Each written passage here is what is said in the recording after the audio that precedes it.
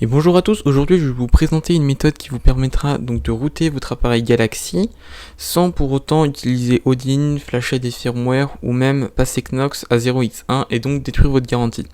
Tout d'abord, je vais vous prévenir que la manipulation est à risque, c'est-à-dire que je ne serai pas responsable de perte de données potentielles parce que le root donne de gros pouvoirs et donc si il est mal utilisé, vous pouvez faire des bêtises. Ensuite, même si vous obtenez le root, si vous tentez de faire trop de modifications système, étant donné que le root est temporaire, au redémarrage, si vous avez trop modifié votre téléphone avec le root, vous allez provoquer ce qu'on appelle un red state. Donc en gros, votre téléphone ne va plus vouloir démarrer. Maintenant, ces avertissements donnés, je vais vous présenter le projet. Donc le projet s'appelle Root My Galaxy, donc développé par Buzung Dev.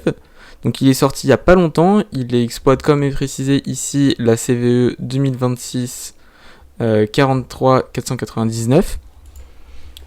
Ça vous permet de devenir donc root temporaire, donc l'interface est assez jolie. Par ailleurs, je rappelle, comme précisé ici, que uniquement ces appareils-là aujourd'hui sont compatibles à ce root-là. Même si la CVE touche tous les appareils, si votre appareil n'est pas dans cette liste-là, l'application ne fonctionnera pas. Ensuite, je vous précise que ce n'est pas sûr que ça s'exécute forcément. En fonction de votre appareil, c'est développé par la communauté, on ne sait pas vraiment comment ça va réagir.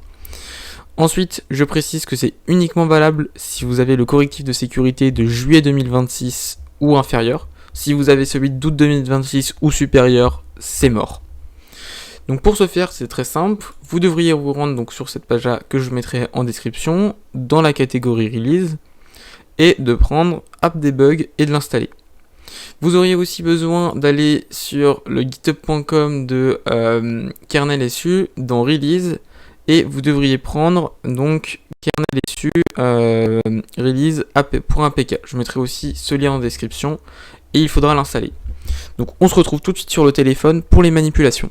Donc me voici sur le téléphone. Donc comme vous pouvez voir, j'ai récupéré KernelSU et Root My Galaxy. Donc on va tout de suite les installer.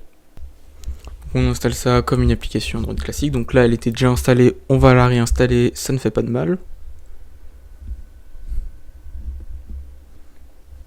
Hop, une fois que c'est installé, on installe KernelSU.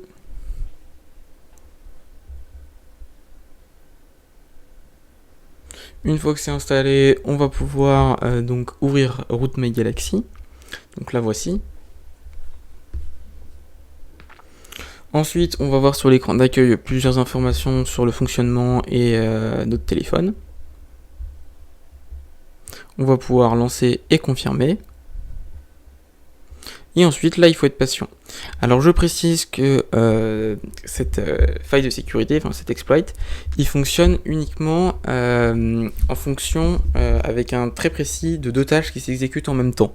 Donc, deux tâches A et B, et l'exploit qui va faire quelque chose entre ces deux tâches-là. Le problème, c'est que c'est une question de chance et de charge CPU. Là, en l'occurrence, sur cet essai-là, avec moi qui est en train de filmer mon écran de mon téléphone, l'exploit ne va pas réussir à se lancer et il va provoquer une erreur. Il est fortement probable d'avoir plein d'erreurs, donc il faut réessayer plein de fois. Donc là, je vais mettre un petit accéléré jusqu'à l'erreur et ensuite, je vais vous montrer lorsque ça va marcher.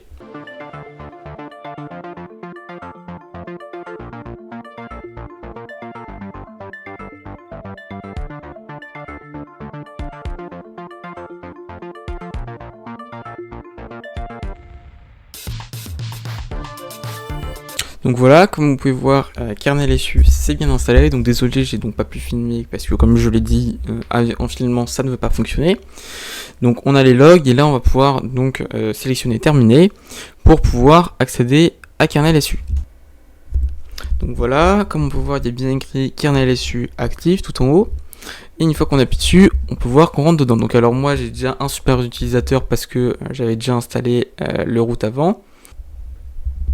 Donc il s'agit en l'occurrence de Termux. Mais ce qu'il faut savoir, c'est que c'est un root un peu particulier.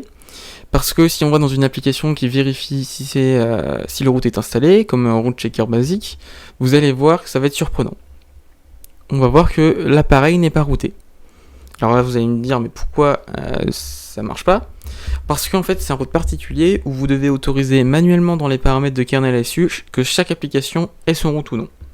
Ah oui, c'est pas un vrai route clair comme Magix. Donc hop, on va pouvoir chercher tout de suite route checker basique. Donc on va pouvoir le sélectionner, autoriser donc le super utilisateur. Et ensuite, on va pouvoir retourner dans route checker basique, relancer le check, et vous allez voir que cette fois-ci, ça marche. Donc maintenant que vous avez routé votre téléphone, félicitations. Ensuite, je voulais rajouter quelques informations importantes. Donner le route, c'est globalement autoriser une application tierce à faire ce qu'elle veut sans rien vous demander, surtout votre téléphone. Donc par exemple, vous filmez, etc., etc. Donc ça peut être bien, et quand même un peu dangereux niveau sécurité. Donc réfléchissez bien avant d'autoriser une application à faire quoi que ce soit sur votre téléphone. Donc voilà pour ce petit tutoriel, et je vous précise que pour enlever le root, si vous en avez marre du root, il vous suffit juste de redémarrer votre téléphone. Allez, ciao ciao, bye bye.